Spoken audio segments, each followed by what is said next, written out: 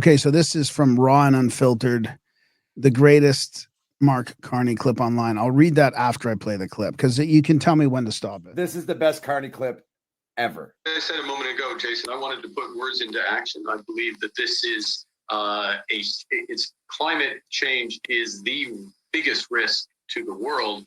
But when you turn it around, if you're part of the solution, it makes it the biggest commercial opportunity in the world. In effect, we're going to rewire, so to speak, the entire global economy consistent with net zero. And I wanted to be at a place that could play a leading role, in fact, in many respects, a defining role in that. Now, it happens to be the case that I have known Bruce Flatt, CEO of Brookfield, and many of the senior partners of Brookfield for longer than I'd care to admit, but I will admit to more than a quarter century.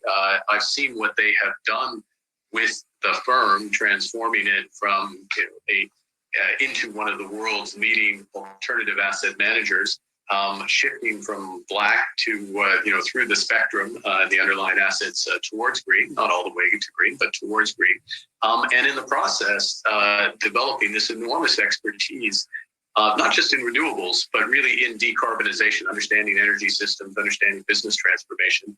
I mean, this Brookfield is an entity that operates, doesn't own, it does own, but it also operates 20 gigawatts of renewable power across hydro, wind, solar, across 4 continents, and then has the equivalent, in fact, more than the equivalent of in their development pipeline. So track record, expertise, the people, and that ability to operate at scale, at global scope, and to focus on transformation, that all lined up for me.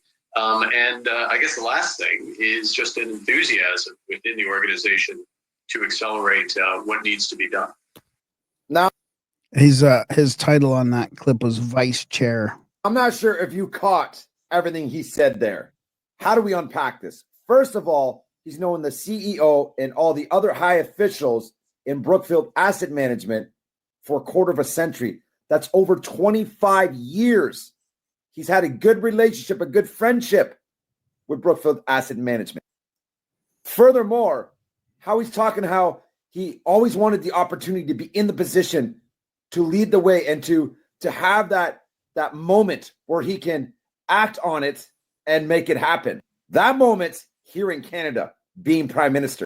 And like he said, he wanted to put words into action, that climate change is the biggest risk. But if you turn it around, it is the biggest commercial opportunity in the world. I think what's more important there is that he wants to restructure the whole global economy. I mean, how's that working so far for everybody and their prices and their living standards in the West? I mean, it's mind-boggling that they think they can just do this and that they're allowed to do this. We let them do it. It's unbelievable. We're in too deep. We're in too deep. We are. We can't get out. This isn't about saving the planet. It's about profiting from policies he helps create. He said himself he wants to be in a position to lead the way, push net zero, and shape the system. Between him, his wife, and his brother, they've sat on over 50 corporate and global boards in the last few years. And now he suddenly quits them all just to run for prime minister. Maybe we're better off with the drama teacher.